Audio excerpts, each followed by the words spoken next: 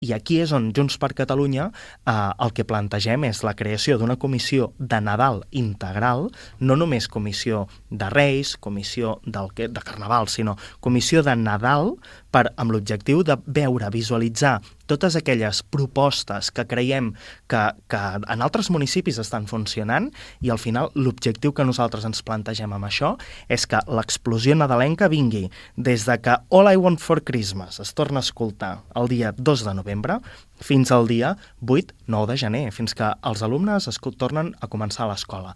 Per què? Perquè encara estan disfrutant el dia 7, el 8 dels regals que han portat els Reis i nosaltres creiem que realment Palamós i Sant Joan ha de ser aquell municipi que realment capitalitzi això, que a nivell de Catalunya n'hi ha molts i tots tenen aquella especificitat. Fixi's vostè, Espinelves, qui anava a dir que tindria la Fira de l'Avet més coneguda a Catalunya? Però hem de començar.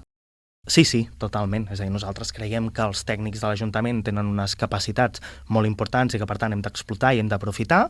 Això ens serviria perquè en poguessin formar part totes les entitats que en vulguin formar part, perquè ens arriben propostes i ens arriben entitats que organitzen coses, però que potser no saben com vehicular-ho i que simplement ho presenten a l'Ajuntament, ho fan, però no està coordinat i no està englobat amb tot, i creiem que això és una qüestió que aquesta comissió de Nadal pot vehicular.